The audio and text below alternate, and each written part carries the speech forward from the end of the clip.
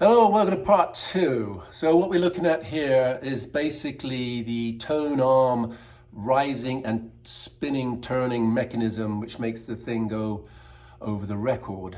In the previous video, we talked about that rod right there and this cantilever lever. So as this moves this way, pushes the rod up, and that raises the tone arm.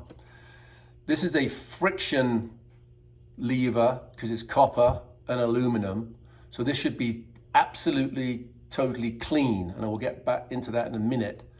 So as the mechanism starts its cycle, this grips this and stops the tone arm from moving until there's enough force by the main cog to drive it over. That's what makes it all look nice and smooth and just, like it was a well-oiled machine.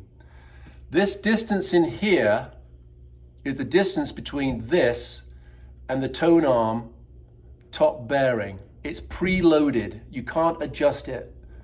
And this is going to be evident on what this thing does to cause that jump in. So right there is preloaded. It's a clip. It's not a nut. You can't adjust it. So let's start the cycle. As you see, it comes across. Now the tone arm, and it grabs it and pushes it off. Now, do you see that nice little bit of up and down movement that was going up and down right there? Well, naturally, the force of this is going to push that mechanism to that preloaded distance. And if that distance gets too great due to wear and use, what happens is, as I do it again, as it grabs it, it shoves this up, and then as it releases,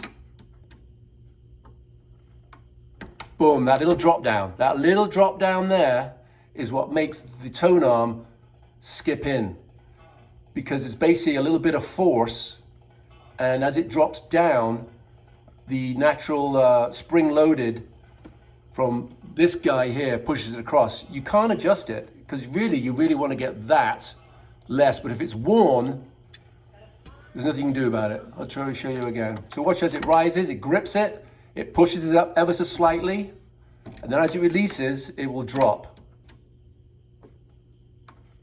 Boom, there. That little drop is what makes the head of the tone arm move into the record.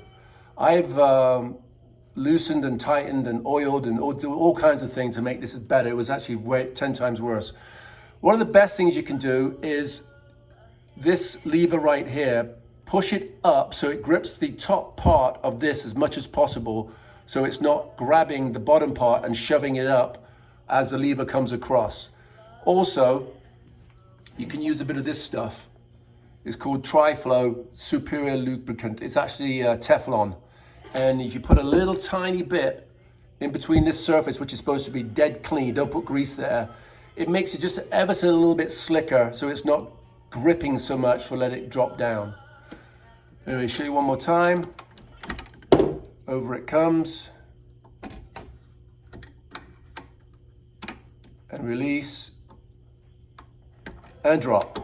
That little drop there, a tiny, tiny drop, is what's making the tone arm move in, because this spring is preloaded to keep the whole tension on it. Anyway, hope that explains some stuff if you've ever had this happen to you. It definitely helps me, because I've got customers that go, why is my record player not working properly? And basically because it's old, used, and there you go. But this is a very nice one, and it's not bad. I've had worse. All right, thanks for watching. All the best. Bye-bye.